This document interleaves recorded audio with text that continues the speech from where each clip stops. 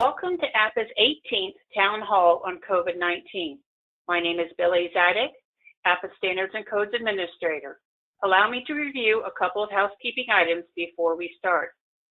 All attendees are in listen-only mode. We ask that you utilize the chat box for the Q&A segment of this session.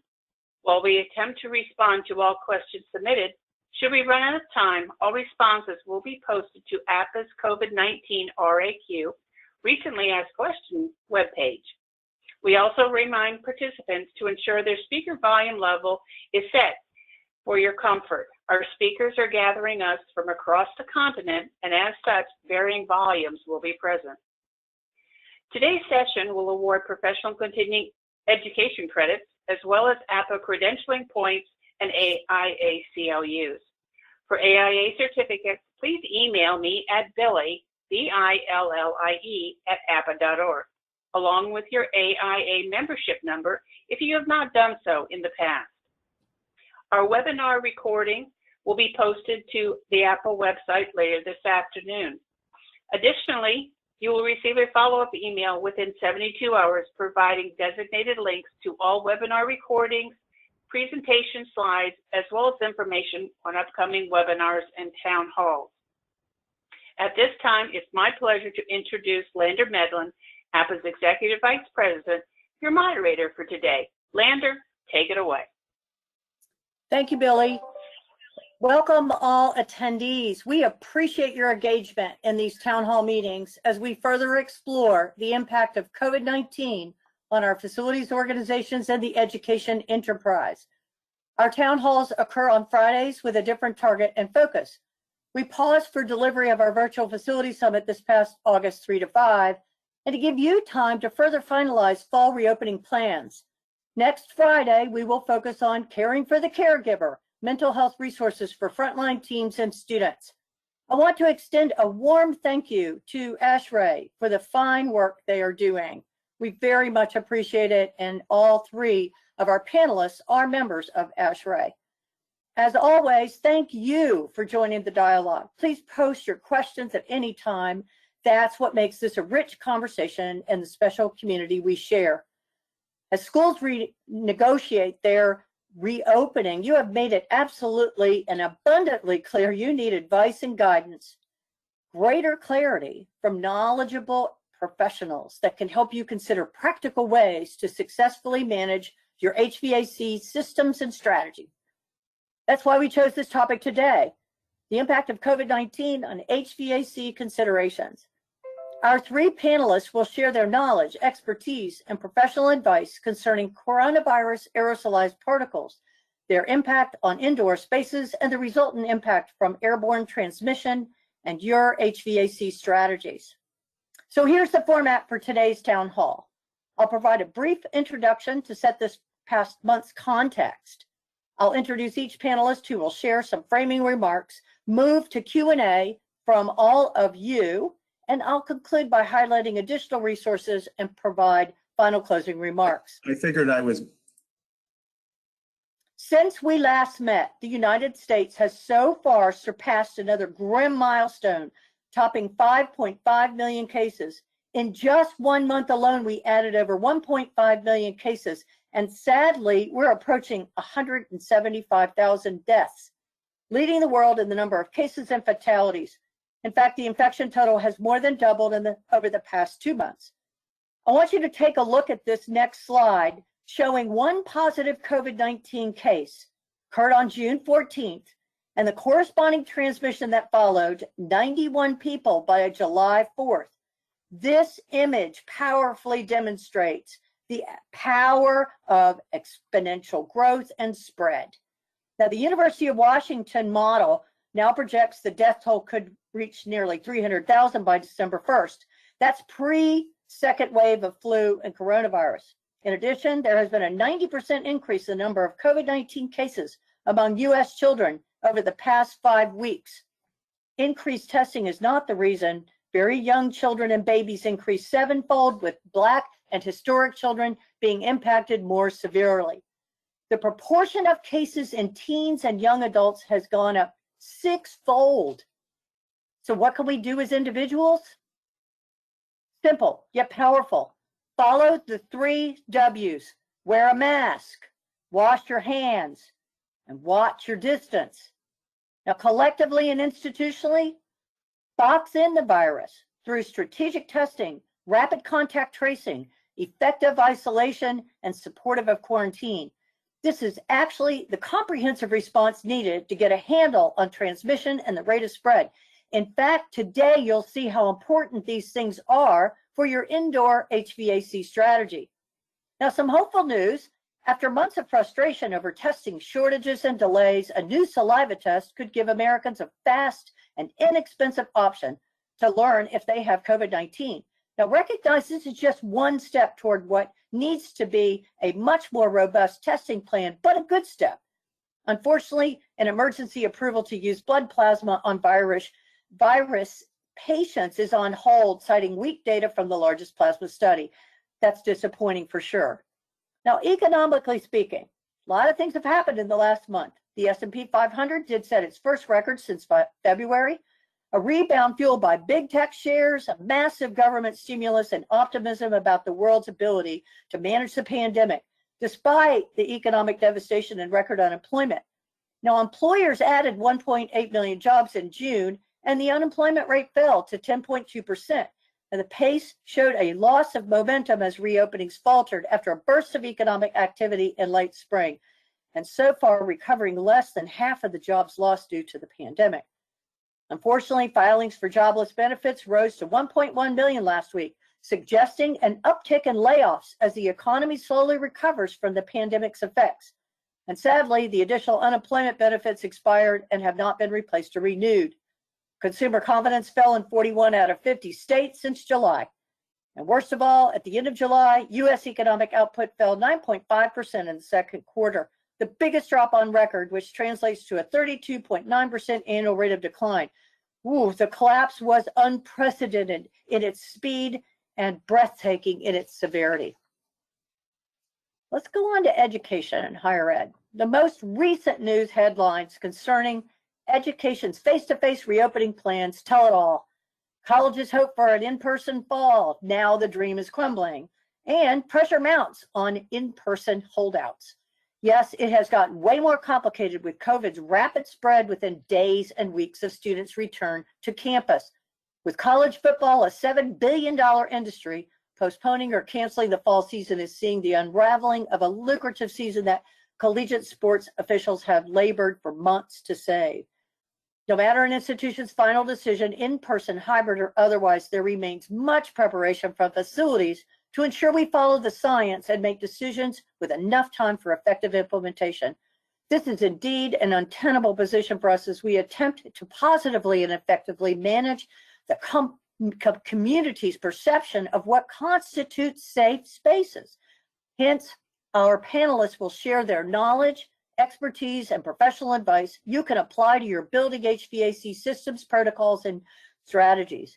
You will quickly see there is no simple solution, no one-size-fits-all, but rather some thoughtful advice and guidance for varying circumstances. As COVID has reshaped our very way of life, plans will need to heed multiple strategies that address both operational and behavioral changes. All right, let's get going here. Corey Metzger, PE professional engineer, founding principal, Resource Consulting Engineers. Corey is experienced in the design of mechanical, plumbing, and fire protection systems for numerous building types, as well as managing design of MEP systems for large and complex projects. Corey seeks to move the design of building systems forward, not just through the projects he works on, but also through active involvement in ASHRAE, and has provided expert witness services on various projects. Corey, let's spend some time hearing your thoughts gleaned from your excellent work on ASHRAE's Epidemiology Task Force and its other guidance documents and their strategies to address indoor airborne transmission. Corey? Great. Thank you, Lander. Looking forward to a quick discussion here and then hopefully getting to some questions after the presentation.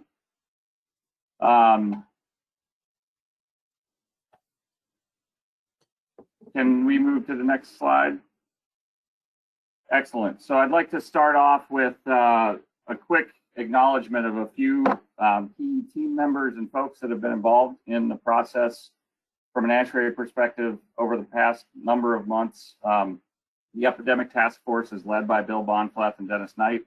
There are numerous other individuals working, heads of various teams. I'm the head of the schools team at the moment. I would also like to acknowledge Rick Hermans, who started as the head of the schools team and moved over and is now the head of our research team. As you can see, we've got a number of other teams and leads, and there are additional teams being added to focus on research and laboratory facilities and science and data that are coming up that we're working to understand and be able to base new design recommendations on. So lastly, Technical Committee 5.5 Air Energy Recovery has put together a great guide document for energy recovery systems. So just wanted to get those noted and out of the way. With that in mind, want to get into the heart of the discussion here, and I'm going to go very quickly. We're talking about hours and hours worth of content in a 15-minute period or so. Can we move to the next slide? Excellent. So key things to keep in mind as we look at everything here are related to the potential for airborne transmission of this virus. So back in April, the ASHRAE Board of Directors approved an update to the position document on infectious aerosols that had two key statements in it, one being about the likelihood of transmission of SARS-CoV-2 through the air, the other being about the potential to reduce the concentrations of viral particles in the air through the use of our HVAC systems. So with that as one kind of point for a foundation to build from, there are a number of other things we need to look at. And I think ready for the next slide. I don't believe I can change them. Let me know if I'm mistaken here. So I'm sure you've all seen this image or one very similar of the virus that we're looking at, the spike proteins that give the name of the coronavirus for the crown shape that it appears to have. We've got the severe acute respiratory syndrome coronavirus 2 acronym that has been used. Again, I'm sure you're all familiar with that. Key facts about this virus. There is a great deal of research and information that's available out there right now. It is coming out on a daily basis, if not more frequently. We're seeing significant studies that show important data constantly. The problem that we have right now and that we're trying to deal with is that many of those studies are contradictory, in some cases directly so. So we need to keep in mind that much of this data is being developed in a very short period of time, as is guidance documents such as the ones ASHRAE has put out. We're moving faster than we might typically move. There may be limited data sets or other factors that come into play that need to be considered. So any information you're looking at, please be cognizant of what that information is, where it's coming from, how you're using it. That's critical. Some other key points, as you likely know already, the initial focus on mitigating transmission was consistently on social distancing, cleaning of surfaces, and PPE. That was based on assumption that almost all of the transmission was occurring either via close contact or surface transmission pathways. In early July, there was a letter sent to the WHO from 239 scientists, including a number of ASHRAE experts, talking about the need to address airborne transmission. So this comes back to that statement from the infectious aerosols position document that we really need to consider airborne transmission modes. And there are a number of cases that appear to be good evidence that it's happening. So we can move on to the next slide. Great. While we know a lot of things, there's a lot that we also don't know. We don't have confirmed data on viral shedding rates. There are a number of studies that have estimated those rates, but we aren't confident to a point, I think, where we can build good models from them yet. We also have seen studies that suggest that different activities likely result in different viral shedding rates. I don't think there's much question about that at this point. The real questions are about how significant the differences might be. And there have been some studies that suggest that different ages and potentially even different genders may shed viral particles at different rates. So that's all important to keep in mind. We don't yet know what the infectious dose is for the virus. Again, there's work going on to determine that, but without having that information, it's difficult to determine how much risk there is in a space. We don't know what percentage of cases are occurring based on each transmission pathway. So we have assumed and believe it to be correct that most transmission occurs through close contact, and that there is also surface transmission occurring, but that airborne transmission is occurring as well. We don't know what percentage of cases are coming from the airborne pathway, and that's what we're really focused on with HVAC systems.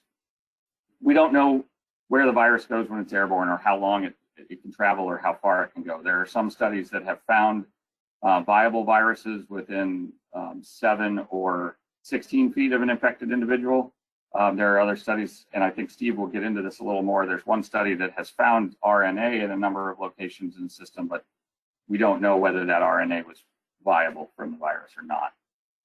We don't know what the best air distribution strategies are. There are a number of different folks looking at displacement ventilation, or overhead supply and overhead return, or overhead supply and low return.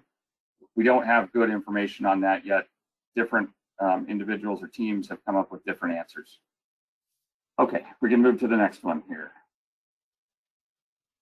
Excellent. So just quickly, I want to acknowledge the schools team of the Epidemic Task Force. Again, there are a number of groups working, and they all deserve recognition, but this is the group that put together the document that I'm going to talk to you about for the next few minutes. I'm not going to read off everybody's name. The key thing to note there is that we've got folks from across the United States and from Canada and the United Kingdom as well. We can move on again. So key assumptions that went into the development of our document, and I want to make sure that it's clear that these aren't all valid. We know that's the case, but there are some things that we can't clearly accommodate in general guidance documents. So we want to make sure that it's clear that occupant health and safety is the focus, energy efficiency is secondary. So if we've got strategies that we know will be effective, we want to consider implementing those regardless of the energy outcome. That's not to say energy shouldn't be considered. It most certainly should, but we need to consider that. Social distancing and PPE should be used to the extent possible, following guidelines from CDC, OSHA, state public health departments, whatever the case may be. We are assuming that those things are happening.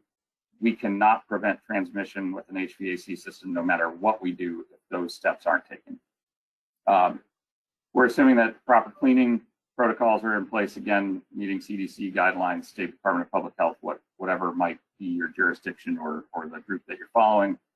We're assuming that buildings have code required ventilation. We know that this is frequently not a valid assumption, but there's really not a good way to build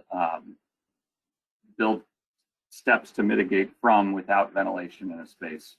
There are potential paths we can take, but that's one assumption that we've made. And then we've also assumed that we've got means for control, that being likely a building automation system. We know that many facilities are using pneumatic controls or others that may not have easy means for adjusting schedules or set points or other controlling parameters, but we're trying to work from that as our foundation. Okay, we can move on. So with all of that in mind, there is a document that is posted to the ASHRAE website for reopening guidance for schools and universities. Anyone is welcome to access this document. It was initially posted in early May. An update was posted on July 17th. We have a third iteration that is being reviewed at the Epidemic Task Force level right now that will likely be posted in the coming weeks. As I mentioned before, this document was developed in weeks, not months or years like is typically the case with an ASHRAE document. So it is certainly not perfect. That being said, we think that most of the guidance in there is based on good justification or science, at least to the best of the information, or as best we can with the information that's available today. So we're going to move into talking about some details of that document. There are a number of key concepts that are in there. It's a 41-page document right now. It's about to be 42, so we're not going to go through individual sheets, but there are key checklists in there. One of those checklists is really focused on an unoccupied period of time, which most of us are either past or nearing the end of right now. The second checklist is intended more for the period right before opening and shortly after opening or into operation. There's also a series of checklists for maintenance of different types of equipment. So the key strategies behind those checklists are to verify and understand your design for your systems. So make sure that your systems provide adequate ventilation. We want to make sure that they can maintain acceptable conditions within your spaces. And then we want to make sure we understand what the capacities of the systems are, so that if we're looking at making changes, we don't do that without that in mind and potentially cause problems. The next key component of these checklists is to ensure that building systems operate as intended. So while we may understand the design, we know that many buildings don't operate the way they were initially designed, or that there may be challenges. So we want to look at being able to set up trending wherever feasible to verify or validate that systems are working properly. We want to look at the potential for testing and balancing to make sure that that we're getting the airflows that we think we should be getting. We want to look at air distribution and mixing in spaces. If we don't have good air distribution throughout our occupied spaces, any of the other steps we take may not have meaningful impact. What's not clearly stated in our documents anywhere, but is available, or I think is apparent if you read between the lines, is that there may be retro commissioning processes that are useful for certain facilities.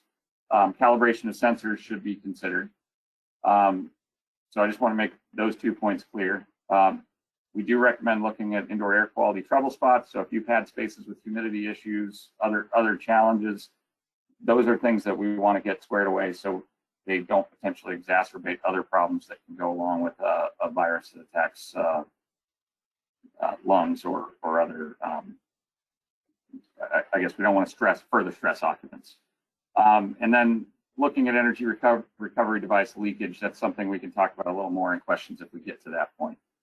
So with those key concepts in mind, we get into some more specifics on the next slide.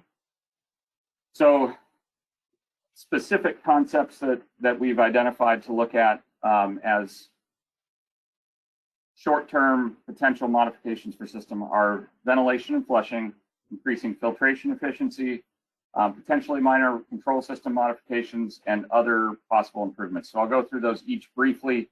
We don't have time to get into them in detail, but with respect to ventilation and flushing, we want to make sure, again, that we've got code required ventilation, that we're doing what we need to ventilate those spaces in accordance with ASHRAE standard 62.1 or the local code that has jurisdiction.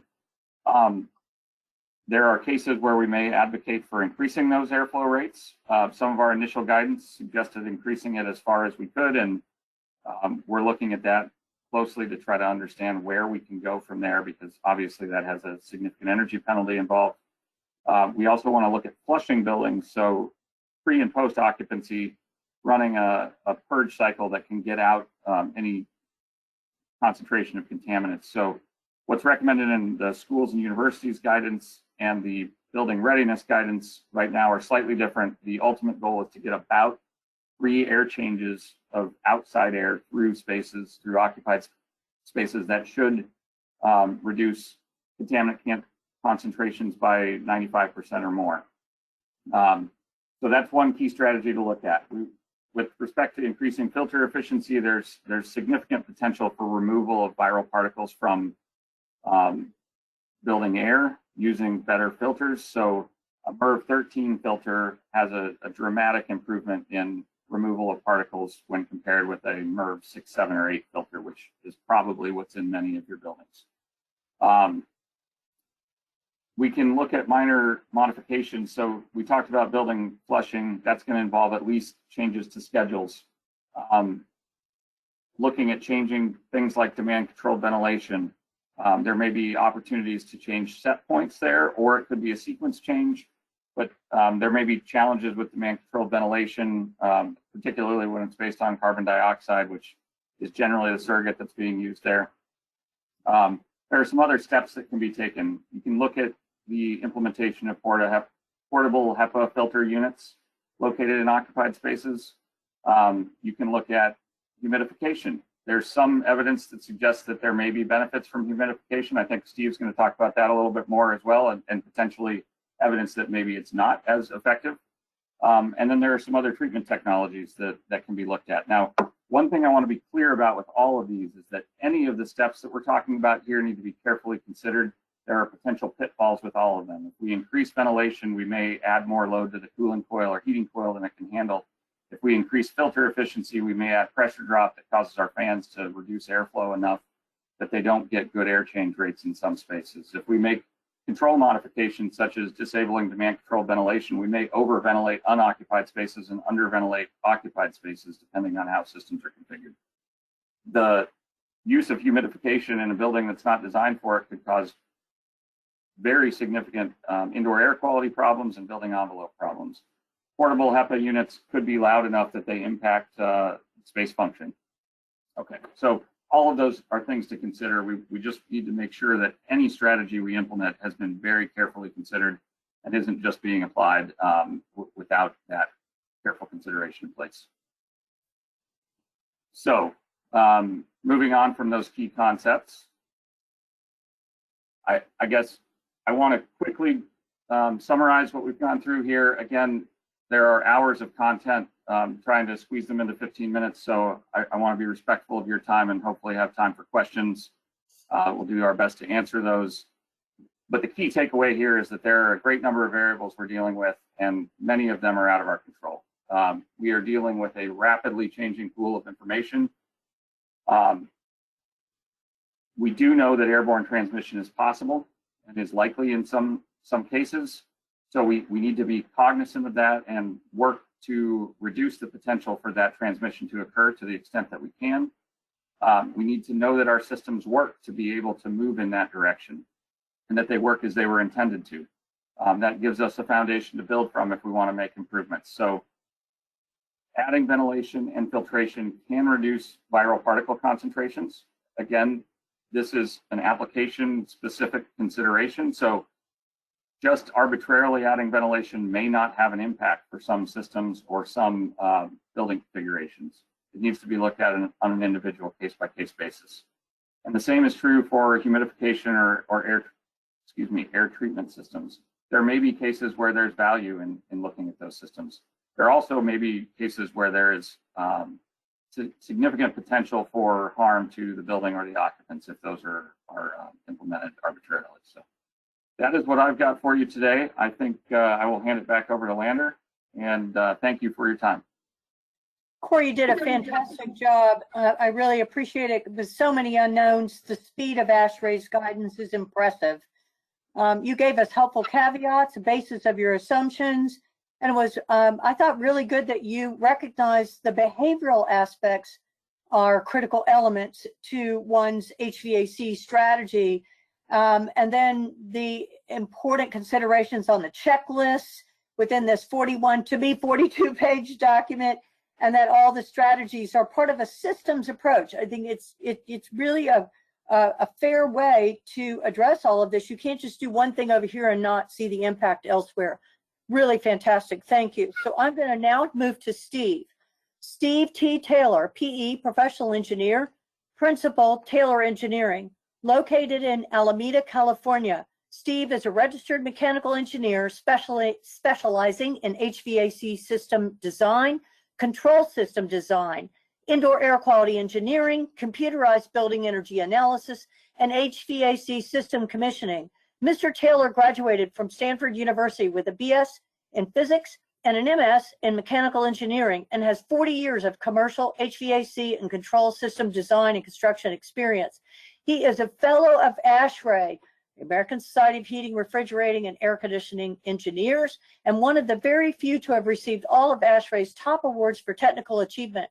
He was one of the primary authors of the HVAC sections of ASHRAE Standard 90.1, which is energy conservation in new non-residential buildings, and California's Title 24 Energy Standards and Ventilation Standards. He's authored over 40 peer-reviewed ASHRAE journal articles and technical papers, served on numerous other ASHRAE projects and technical committees, was the chair USGBC lead indoor environmental quality technical advisory group, CSU Mechanical Review Board, and a 16-year member of the IAPMO Mechanical Technical Committee administering the Uniform Mechanical Code.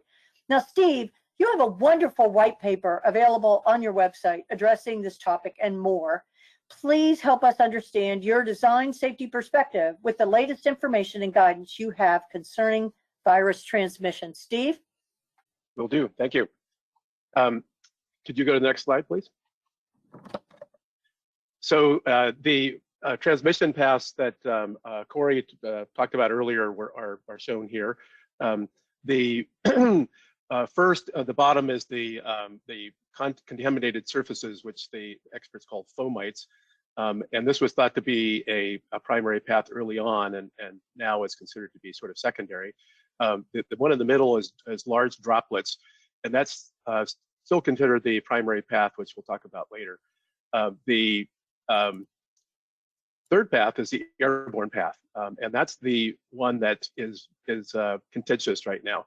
And it's the only one that HVAC systems can impact.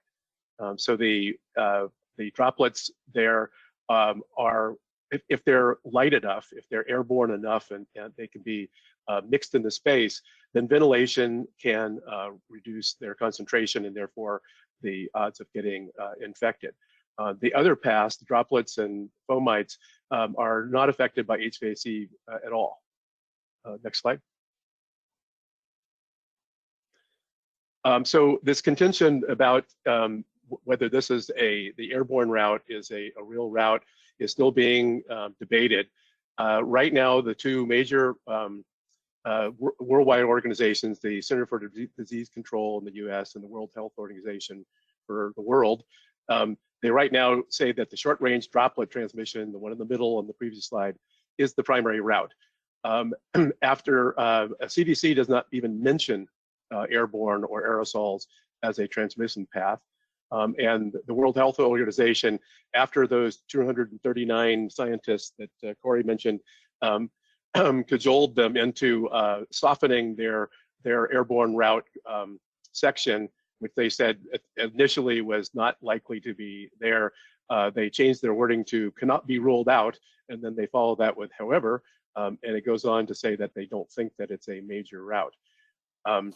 But there's a lot of very smart people who are convinced that the airborne transmission is real, and there's several case studies that can really only be explained by transmission further away than the normal 6-foot rule that the large droplets are supposed to protect you from.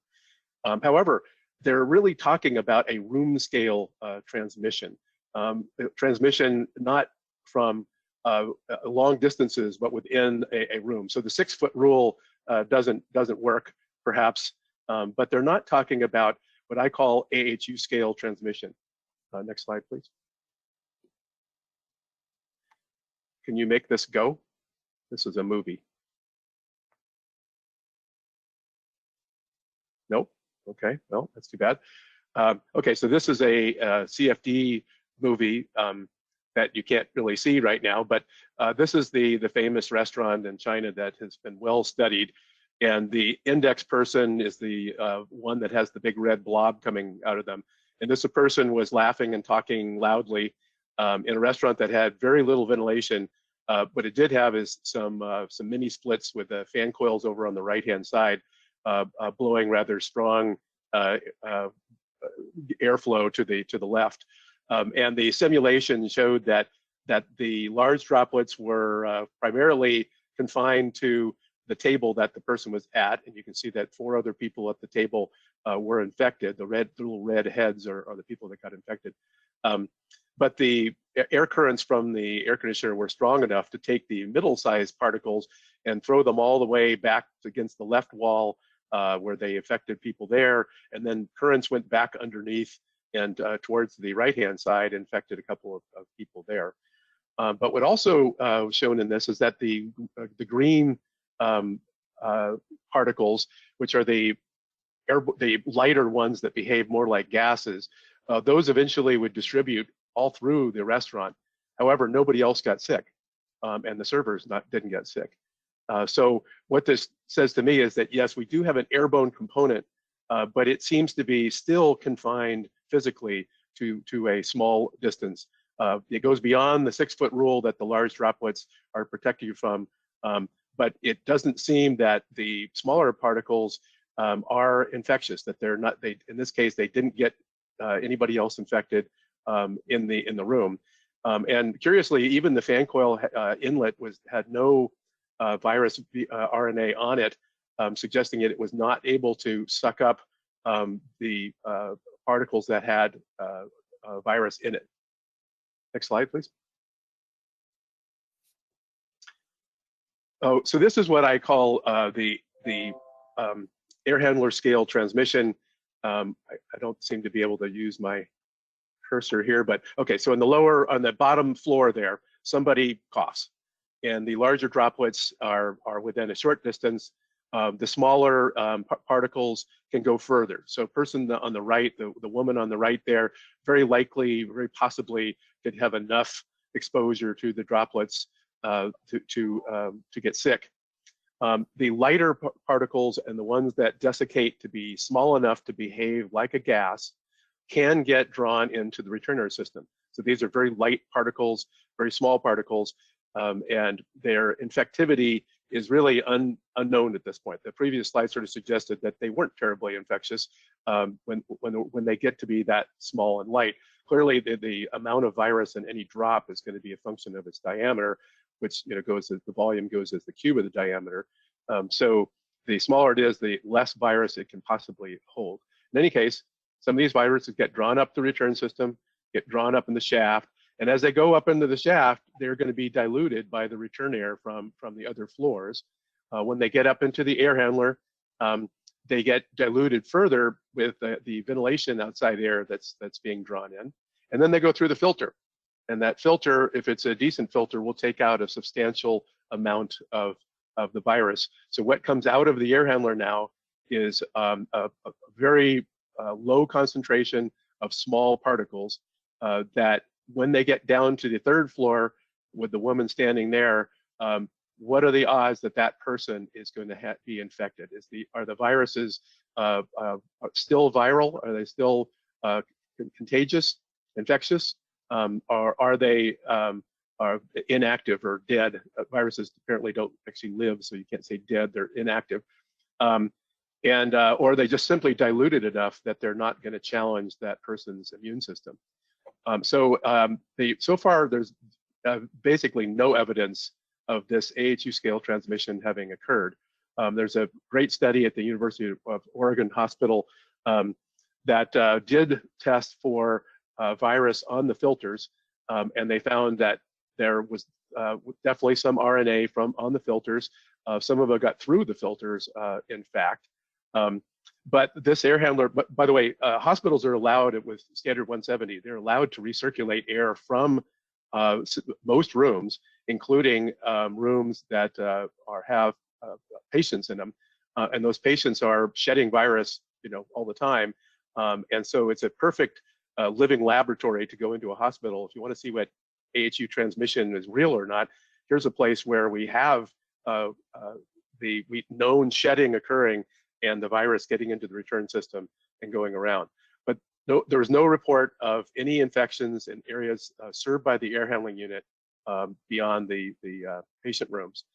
So it makes us nervous that we got the RNA did get up there, but we don't know if it was viable or not. And they're going to be testing the airflow downstream of the air handler to see if they can do that. Testing for viability is way more difficult than testing for the RNA. So that's why you don't see that kind of thing done. Anyway, there's no other reported evidence of AHU scale transmission so far. Next slide, please. So if that transmission path doesn't exist, then using 100% outside air does nothing. It is not a path. So not recirculating air isn't going to make any difference. And filtration also does nothing as well. So, however, we recommend in our white paper that in abundance of caution, do use good filters, MERV 13 filters as a minimum. And the reasons why is simply because it's fairly easy to do. We need to have filters in the system anyway. In California, MERV 13 is actually required for new construction. And of course, LEED has given a credit for MERV 13 for 20 years. So it's a very common thing to do. It's in our area, it's basically standard practice to use MERV 13. And when you have to trade between either using 100% outside air or using filtration, they both do the same thing, so they're largely mutually exclusive. The filtration cost is a lot less than using 100% outside air. So the little slide there shows you the risk versus annual cost of using, the colored lines are using ventilation in various climates. The black line is using various levels of filtration. This was for the flu, but it's largely can be extended to SARS as well. You'll notice that the MERV 13, MERV 14, MERV 15, MERV 16, all pretty level there in terms of its performance. So there's little evidence that going beyond MERV 13 is going to be helpful. Next slide. So one of the recommendations that ASHRAE started out with, they've sort of softened it since in their later drafts, but particularly in the school one, they made a hard recommendation that you maintain humidity between 40 and 60%. However, there's substantial research that shows that humidity has not had doesn't impact the survival of aerosolized viruses. This one study by Schuett, published with the DHS research, that shows that basically that humidity, the decay rate is the same whether humidity is 20% or 70%. So it's not supported by the research so far. And then REVA is basically the ASHRAE of Europe. And their guide says that the current evidence does not support the view that moderate humidity is beneficial in reducing the viability of SARS-CoV-2. So they don't recommend humidification. And neither do we, because as Corey mentioned, there's all sorts of issues with humidifiers. That if you're building, depending on where vapor barriers are and things like that, you can get condensation within walls, certainly on windows, within ductwork, and all of that can result in microbial growth. You also need space in the air handling system to put a humidifier in, with decent distances for absorption. And of course, then there's the energy costs in here. In our climate, probably 0 office buildings in California have humidifiers, and 0 schools have humidifiers. So following the ASHRAE recommendation of putting in humidifiers means you first have to put in the humidifier before you can adjust that set point. And it's a cost that we do not see as being supported by any of the research. And the issues with humidifiers themselves make it certainly not something we should do unless we had really good evidence that it was effective. But I always joke that humidifiers are the one component of HVAC systems that have their own disease named after them. Humidifier fever comes from microbial growth and wet surfaces.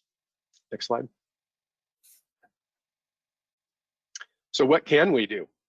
Well, the first step, same as what ASHRAE said and Corey summarized, is you need to make sure your ventilations are in fact meeting code. And there are definitely cases, particularly in poorly maintained buildings, where they're not being met. So you've got to meet that. You got to meet that anyway. That's not so much a COVID-19 issue, but an issue with just general air quality. Right now, we don't see evidence that larger amounts are effective, provided people are wearing masks. So down in the red at the bottom, you'll see that we need to have masks. So in our white paper, also referenced at the bottom there, we show that if some of the research that shows that if we have masks, which both reduce the source strength, preventing some of the particles from leaving your mouth, and also to a lesser extent reduce the particles that you breathe in. If you have both of those, then the ventilation rates typically required in office buildings and other spaces should be sufficient to keep the risk of infection down, but it does rely on the masks. Then next item is make sure your ventilation controls are actually working. This is where you control how much outside air is coming in if you have an economizer, for instance, often broken. We recommend using the MERV 13 filters, as ASHRAE does. In our area, we actually put in MERV 15 filters because they're more effective for wildfire smoke, which right now my house is all hermetically sealed because it's totally smoky outside.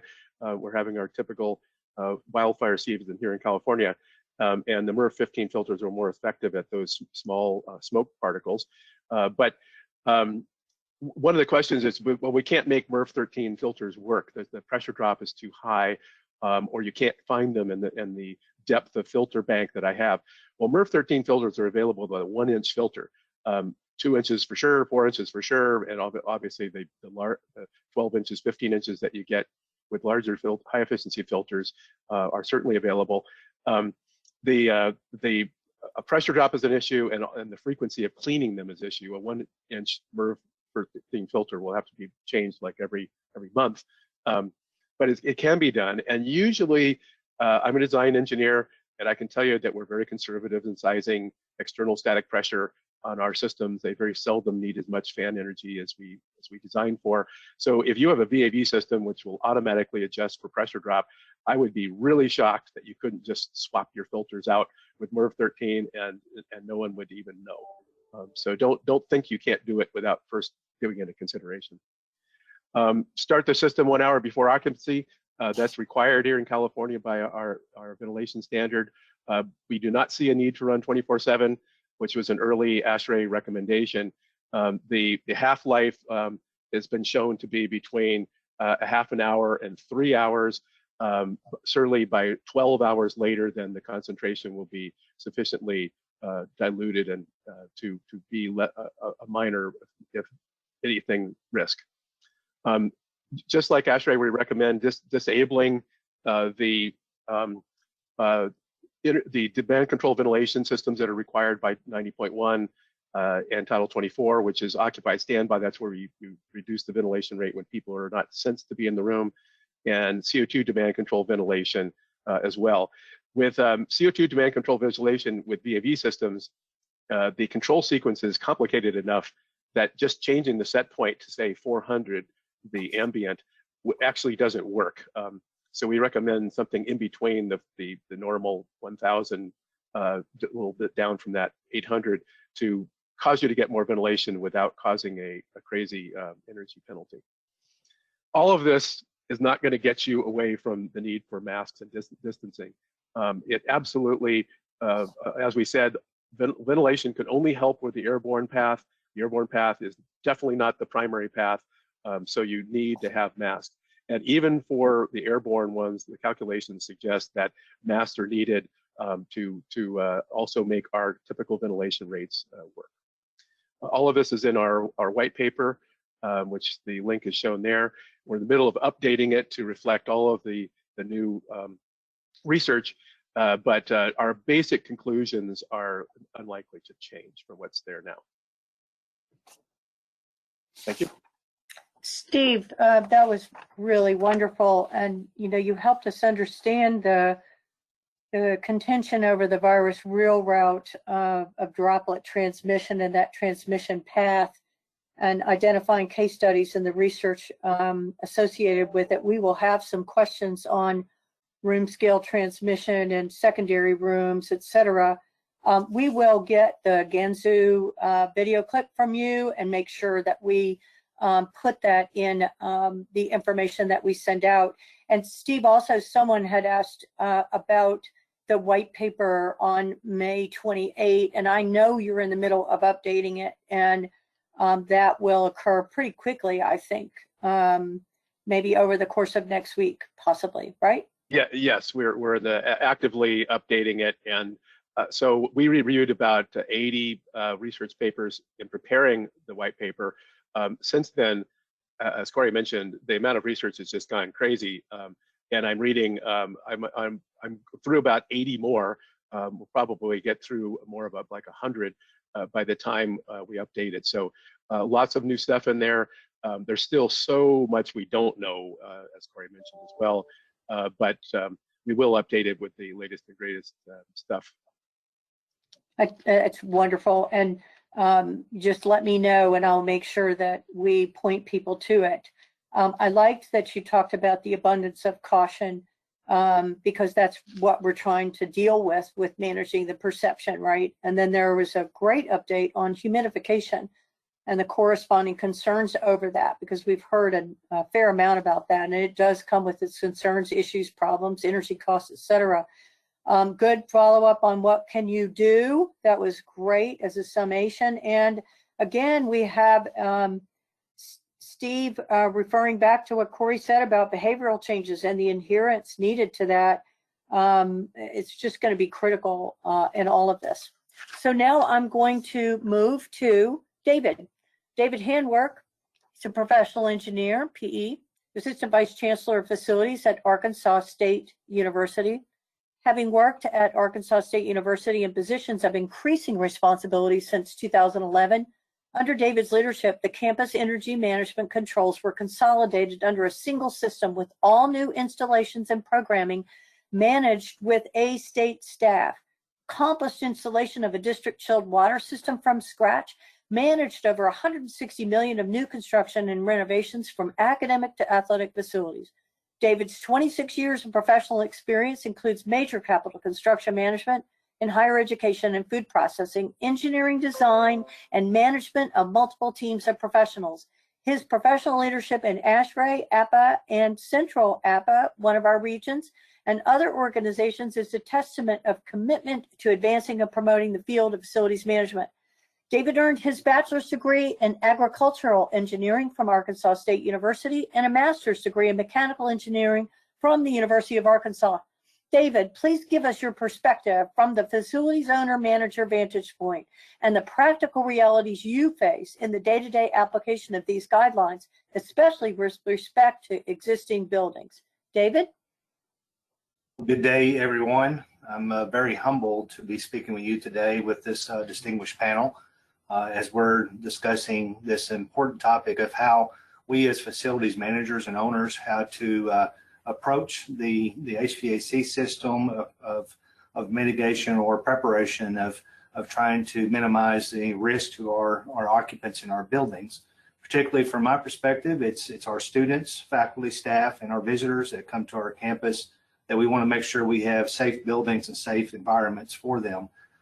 So leading from that, I really will echo a lot of what Steve and Corey have already presented. So I think it just reaffirms those tactics that we really need to focus on the safety aspects of the knowns of that were validated in their face coverings, physical distancing, our hand hygiene, and our frequent surface disinfection are very effective in controlling and mitigating this disease. So it doesn't take away that we should do other best practices, and especially with regard to our topic today on HVAC systems, to make sure that our buildings are as safe as possible. So I want to echo that one of the along with those validated best practices of controlling the virus, I believe that bringing in some additional outside air per the recommendations that's been presented already is a good practice, but we need to be careful of that. And I'll talk a little bit about where from a operations standpoint, some of the things to safeguard. I do not have any slides today because I really wanted to make sure that with the topics that Corey and Steve are bringing up, I'm complementing them. But I'm really going to talk about those practices that we're putting on our campus that I believe, talking to peers at other universities, is very common and very practical in addressing making our buildings safe. So with the first item of fresh air, let me back up. So I know that if you are in a facilities management group and you are responsible for the HVAC systems, or you're a senior facilities officer, you're probably like me, you're getting a lot of questions from faculty, staff, and building occupants of what are you doing to make your building safe. And many of our folks on our campuses are academics, so they're doing research and they're getting information. Some of the information that's out there it can be conflicting or confusing, and they're based off of incomplete research, and some of the research is actually taken from publications that's from the media, which is presenting one side of the story and not giving discernment on what are all factors on this. So Steve did a very excellent job of presenting the Wuhan restaurant and how that really the HVAC has been touted in some press releases as the HVAC contributed to the viral spread in the space. Certainly there was some air currents, and the video will be very helpful. I think will show that. But I think that from the standpoint of educating our faculty, staff, and our occupants, we need to really focus on the very primary things that we can do with our HVAC systems to make them safe or safer than what they are right now for our occupants. So I'll start with fresh air dilution and air change rates. Many of our faculty are very concerned about what are the actual air change rates in our facilities. And tagging on to Steve saying about a very conservative design on fan static pressure, I think I've found very common that when you're looking at airflow rates in spaces, the pure physics of cooling and heating a space, you have to have, generally speaking, anywhere from 5 to 20 air change rates per hour based on whatever the heating or cooling load is for that space in your climate zone. So that is a shell space when I'm talking about your volume. As you add people and furniture in the spaces, your air change rates will actually go up. It's not uncommon if we do analysis on our campus to find air change rates up into the 20, 25 air changes per hour for some spaces. And those are usually those spaces where you have complaints about air noise and maybe even drafty current. So, but I have not seen any spaces on our campus where we have air change rates less than 5 or 6. That would be on the low end. What you can do with the air change rates, you can talk a little bit to your occupants about what are you doing for the fresh air rates. So many of our buildings are old, and they're very some of them may have better controls or better mechanisms for fresh air, and it was designed or constructed during code compliances for their time, and it may not be exactly what we have for the recommendations or requirements of 62.1 today. So I think it's real important, and Corey tapped on this, it's very important for your staff to look at your outside air and ensure that it's working properly. I think that's one of the best practices that you need to do with your maintenance staff, even if you have to contract it out and get folks to come on your campus and make sure that all that is working properly. Then you can communicate as you take some simple measurements to what you're actually ventilating the space and for that dilution that's already been mentioned. So that's a key factor, just making sure your equipment's working well. I get questions quite often about filters, and Steve went through a lot of details on the MERV ratings, and I think that I am concurrent with that. You look at practices from good, better, best. When you go to a MERV 13 or higher, you're actually in the best category. And it has been referenced also that that's one of the lead best practices out there.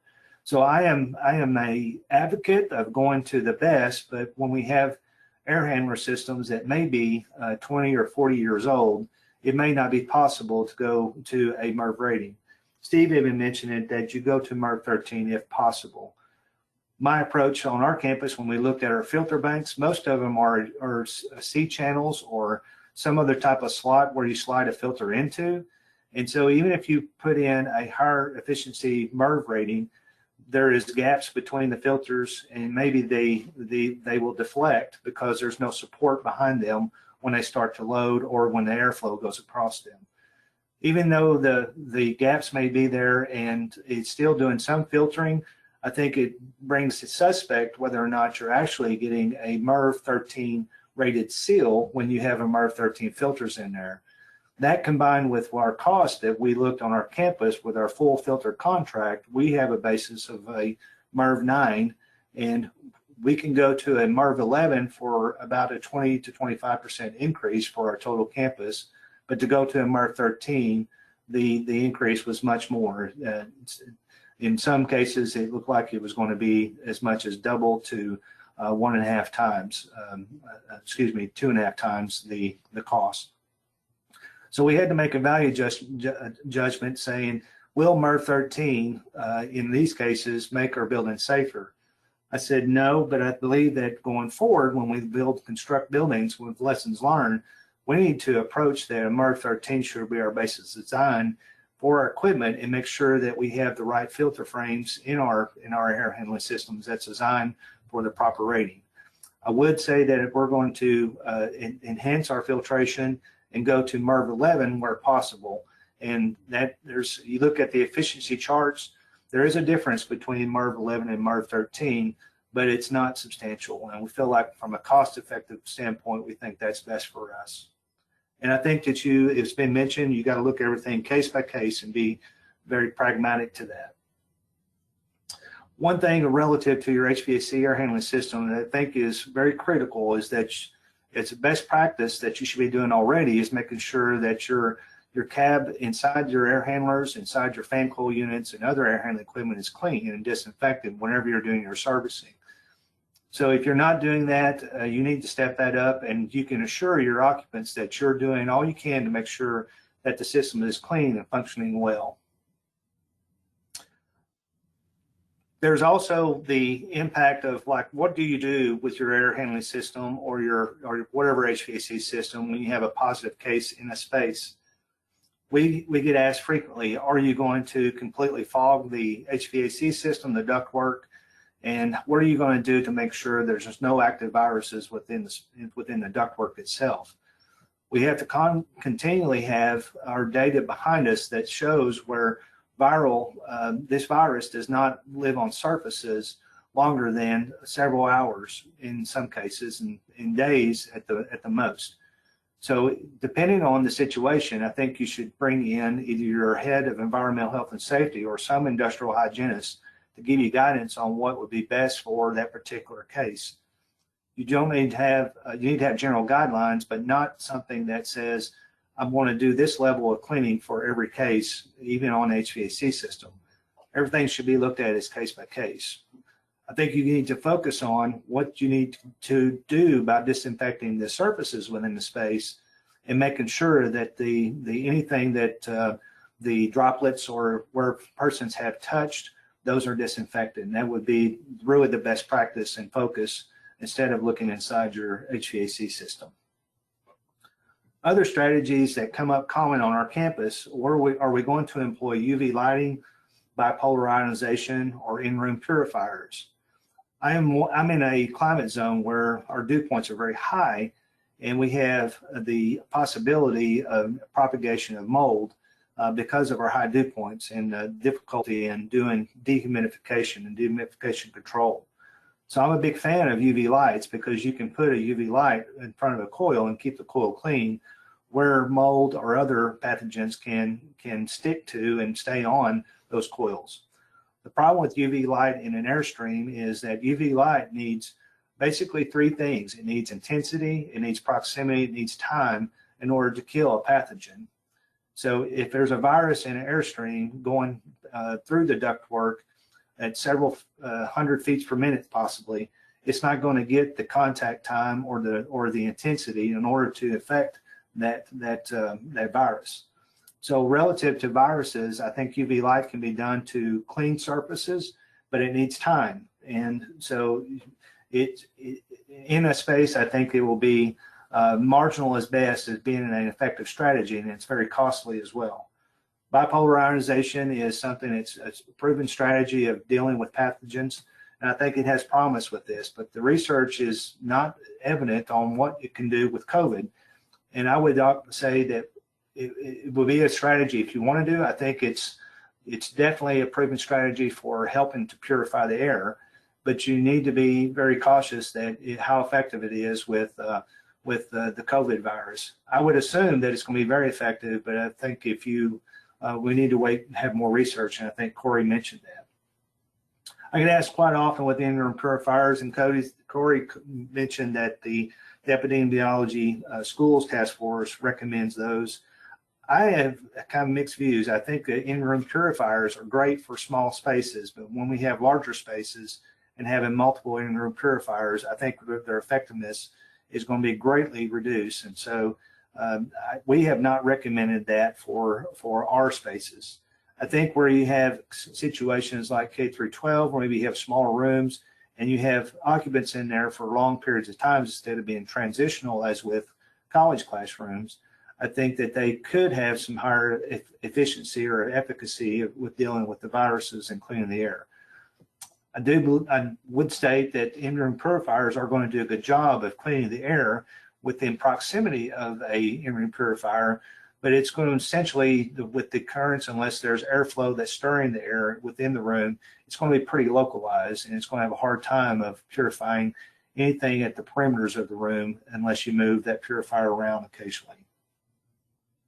So I'll go back to what I said earlier. I think with HVAC strategies and questions you may be getting from your occupants, I think that it's very important that our campuses and our narratives should be very focused on, let's stop the virus from getting into our airstream first. Wearing face masks, practicing physical distancing, and good hand hygiene. And I think with our custodial staff and other folks doing it on their own, frequent surface disinfecting. And I think those are the narratives we need to focus on, but yet be prepared to talk about your best practices strategies on maintaining your HVAC equipment in your spaces. Thank you, Lander. Back to you. David, I really appreciated what you had to say. You reinforced again the behavioral aspects. You closed with the behavioral aspects and what we can do on our side, but also framing the narrative so that you are proactive about the communication with occupants and to manage the perception. That was really, really good. You were validating best practices that peers that peers are utilizing for practical and reasonable, that are practical and reasonable. You went into the ensuring that your systems are working well. That's something that I had heard on previous ones, very, very important. And I was struck by the case-by-case review, that it's important that you really do that because of MERV, good, better, best, if it's possible or not, humidification, and your clean and disinfection protocols for well-functioning systems. You did answer some questions for folks about the UV light and its efficacy, and also in terms of bipolar ionization, bipolarization. So thank you, David, very much. So we have got unbelievable number of questions, and we're going to do our best to get through as many as possible. So let's go for it. Corey, I have one for you as we started out. We've seen multiple claims of needle point ionization effectiveness, but ASHRAE has not considered the technology proven. Can you give updates on any verification testing on that one? Yeah, so I think our key guidance has been in general to make sure that wherever possible there's third-party or independent testing laboratory verification of performance, or that there's a standard on which that performance is based. I think there are probably some manufacturers that have products that that may work reasonably well, and some of them do have independent testing. They're generally are not the same standards that we might base some other technologies on that are available, common defined standards. One of the other considerations with ionization systems and some of the other systems for air cleaning as well is potential for generation of ozone or other contaminants that we don't want to be pushed into spaces. Excellent. Yes, great. That is really great. And we answered bipolar ionization. We talked about the update to Taylor Engineering's white paper. And Steve, you did a really nice job on the indoor humidity levels and their impact or not on virus transmission, I think, unless you want to sort of touch on that again. But I have a different question: is there guidance for HVAC strategies relating to reduction of pathogenic transmission for design of new buildings and major renovations? So I'm to Steve. I'm not exactly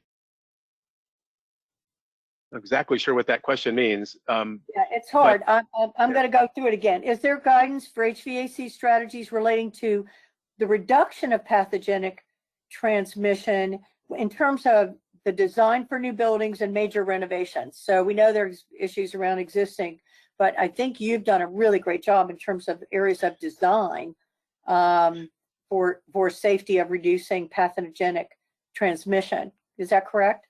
So yeah, I think one thing that needs to be over and over reemphasized, and that is source control is the number one strategy, and that's true with all indoor air quality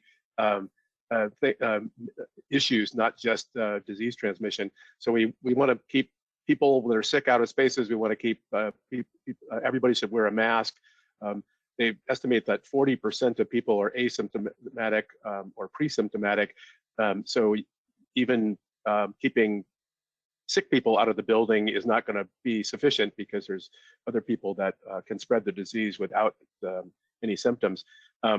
So that's the number one thing. We can't stop focusing on it. Everybody wants the magic bullet that says if I put in this magic filter into my system, everything will be all right, and we can go back to normal and pack our people into their desks and everything will be fine. And that just isn't going to happen.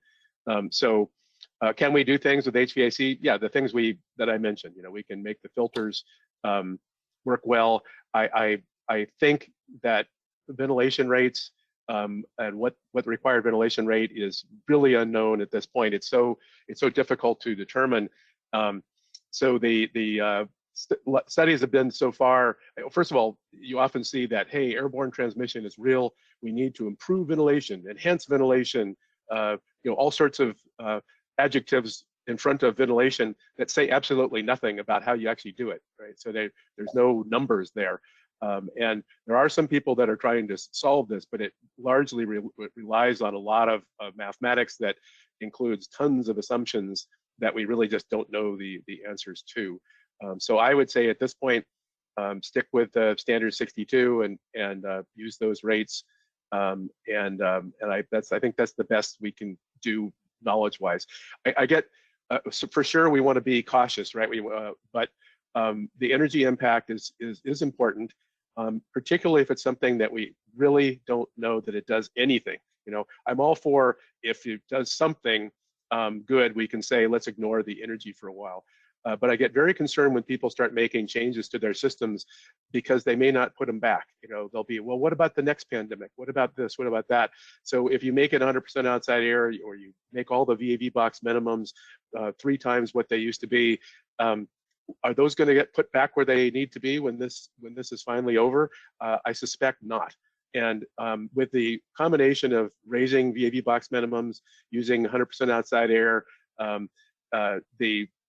running 24/7, that can triple or quadruple the energy use in the building. And climate change is still an issue out there. We can't say it's going to go away either. And looking at all the horrible stuff that's going on weather-wise around this country, it's a life-saving or life-threatening issue as well. So when we say we want to do something in an abundance of caution, let's know that it does something before we do that, if it has a negative impact on energy use. That's good, Steve. You're again reinforcing the systems approach here. You can't just do one thing and not have an impact and have consequences on another set of things. So that absolutely. So Corey, can you repeat something? Someone asked air change rates and their percent effectiveness for transmission reduction. Can you repeat that? I don't think that we have numbers specifically at the moment to identify what that transmission reduction is. There are some calculators out there. So there's a Wells-Riley equation that's been used for years for airborne pathogen transmission calculations. That uses a unitless variable called quanta, and the quanta, there are a number of documents that have estimated that quanta for SARS-CoV-2.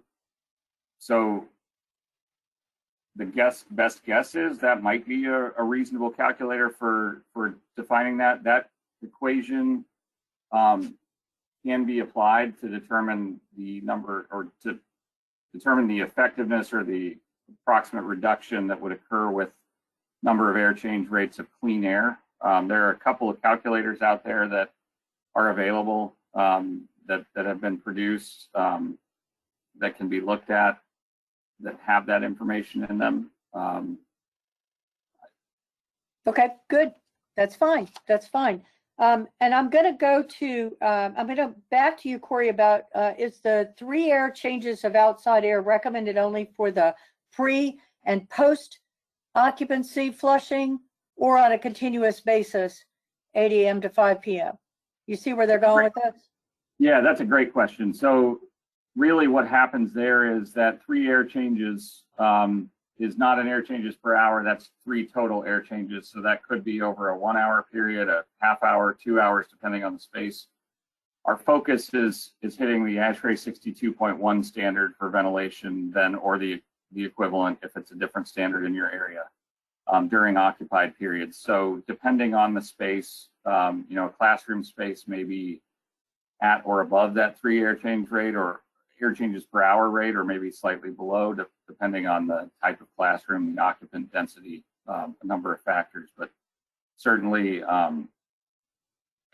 the 3 air changes that's referenced there is targeted to remove a certain percentage of contaminants from a given space. Perfect. That's great. David. Yeah, go ahead. Did I have someone else? So I'm going to go to David on this. Are there special considerations for maintenance staff replacing filters? Are there any special considerations for maintenance staff replacing those filters? David? I would assume maybe they're kind of hinting towards, should they have extra precautions as far as safety, the maintenance worker safety. There are some guideline documents out there that relative to OSHA's website and some other occupational safety websites that give some guidance on that. And it's all, if it's there's no known active cases in there, it's relatively just the same precautions you would normally take, changing out filters, wearing a good respirator, whether that's an N95 or something different than that. And because when you're taking filters out, you have dust, whether we got a pathogen there or not, and that's not healthy for our workers to have. And so I wouldn't say any special precautions normally, but if you have a confirmed case or cases in a space, what we're going to do is we're going to have our employees, when they go into a space, depending on the air handler or if it's a fan cool unit, they're going to wear enhanced protective equipment, whether or not that may be kind of donning for sure an N95 and having gloves, and it may be sleeves, and wearing some type of suit, usually a Tyvek suit, and just that way they're protected, a little bit of elevated protection for them. And then when they're done, they doff that PPE and properly dispose of it, as we're being trained by our environmental health and safety department. I think that's a good practice when you have a known case in a space and you're wanting to change those filters post the occupant leaving the space, whether or not that's a housing unit or an office space or a classroom space. Okay, very good. And so, David, I'm going to continue with you on one. Is moving meetings and classes outdoors always a better option? Yeah, that's one of those, depends, and I think preference. For our music and our choral departments, so it's awful hard to practice and learn how to play a wind instrument or a brass instrument or do voice lessons in a closed space that you can't wear a mask.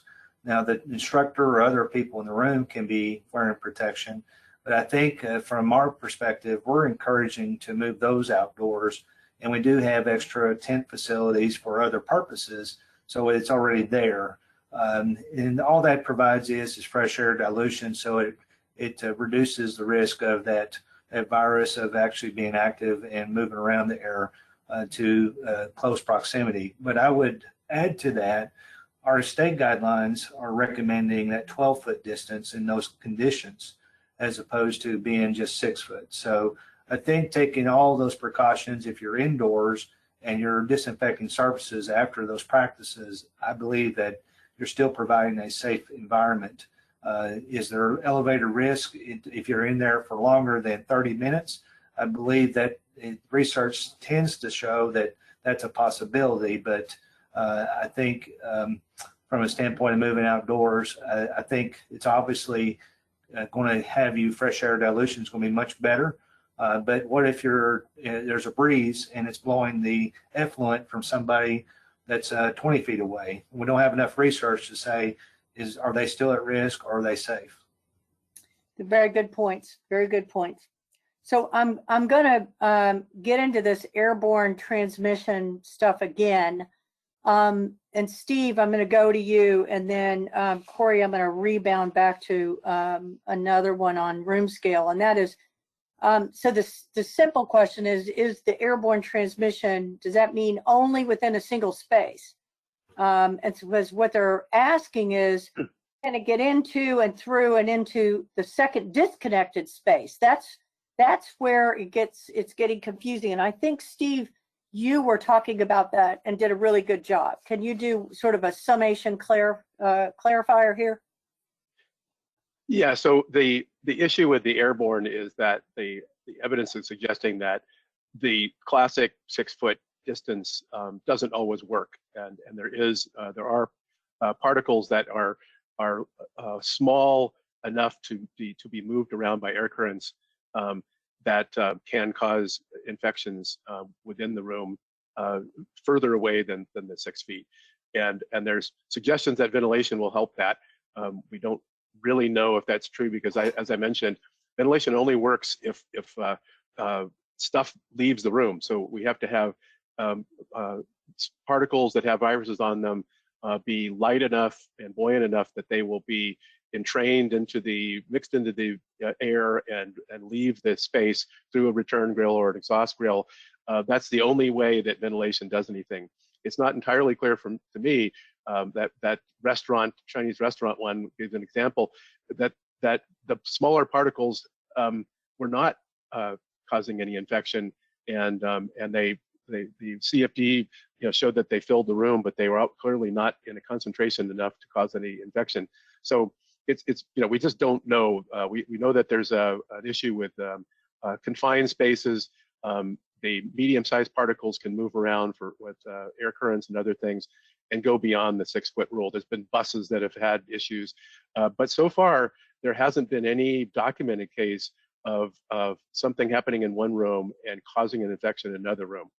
That doesn't mean it didn't happen. It's just because it's hard to necessarily know what the path is. Remember, there's other paths too, so it's hard to say whether this person got infected because of a fomite transfer or they happened to be close to a person for a while and then went further away. It's just really not known. But my feeling is that anything beyond the room is really unlikely to occur. It appears that the particles that once they desiccate enough to become light enough to behave like a gas, that the concentration within that particle of a viral virus is very small, and they don't seem to last long in that particle. And so once those particles get moved around beyond the next room, they're likely to be ineffective, deactivated, not viable anymore. That's just my opinion. Okay, very good. So I want to ask any of you, can you tell me, does it help to increase the exchanges per hour?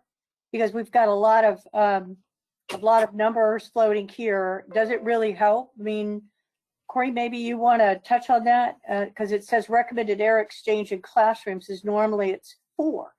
Does it help to increase the exchanges per hour? Yeah, I mean, I'd certainly be interested to get Steve and David's input as well, but I guess my suggestion would be air distribution through the space, clean air changes through the space should remove contaminants in the space. So if we increase the number of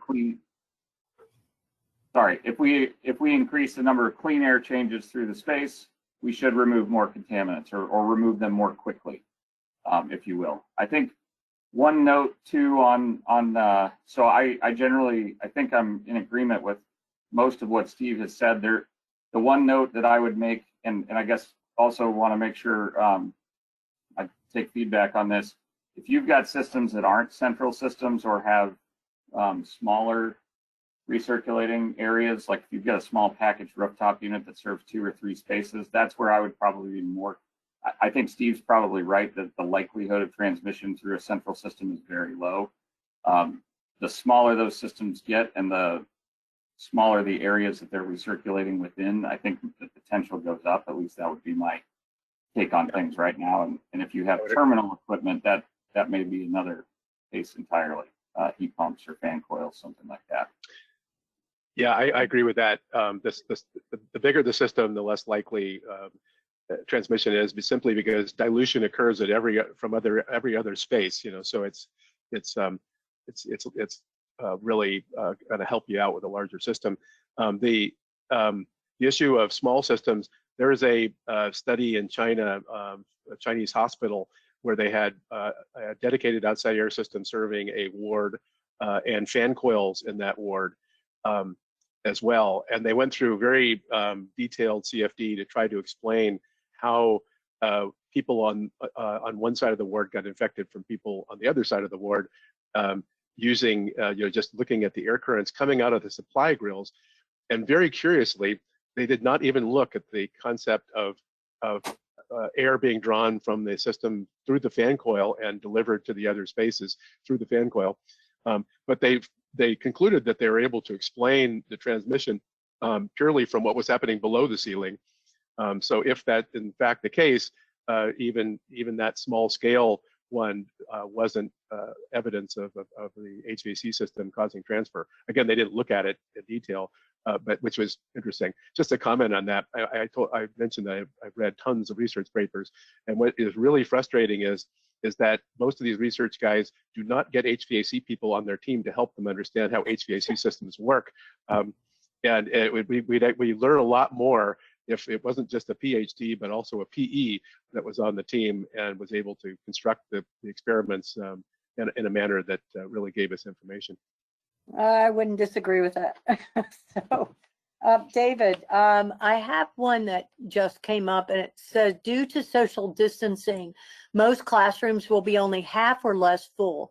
In a reverse engineering move, doesn't that double the outside air per person, assuming there is no CO2 reduction? Would you still increase outside air at the air handler?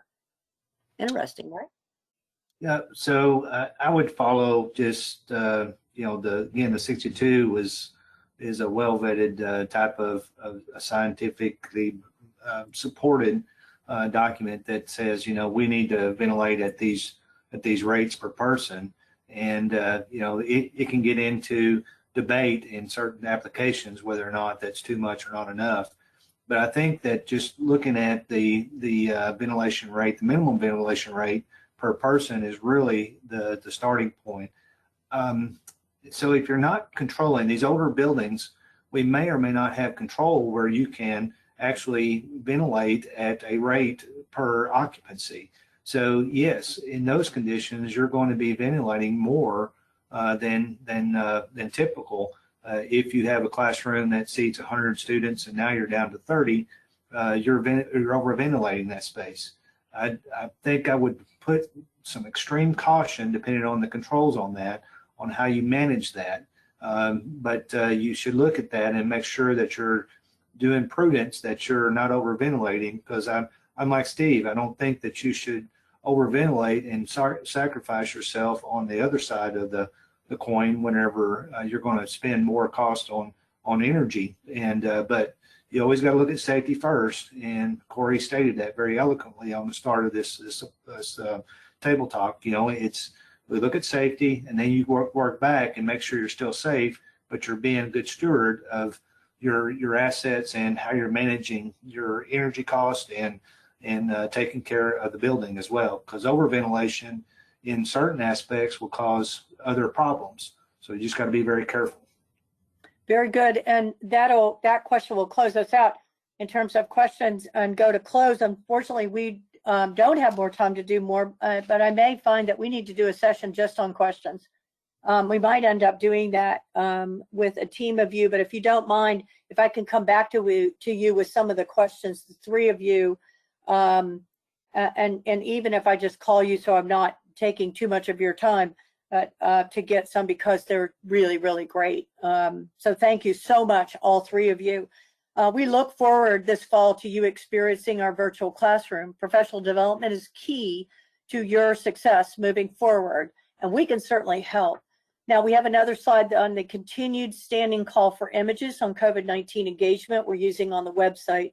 We have a slide showing an amazing number of available resources, and we will get answers to these questions because you just did a wonderful job, participants today. Thank you so much. I want you to save the date for our town hall next Friday, August 28th. It's going to be caring for the caregiver, mental health resources for frontline teams and students.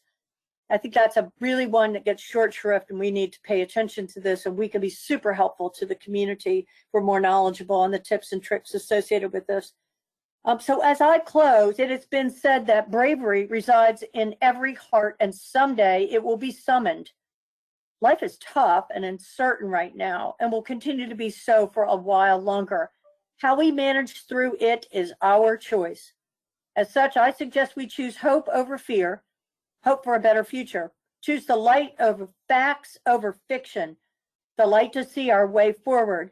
Choose love for one another. In crisis, there is opportunity. What will you choose? Good day. Have a great weekend. We hope you'll join us next Friday. Thank you.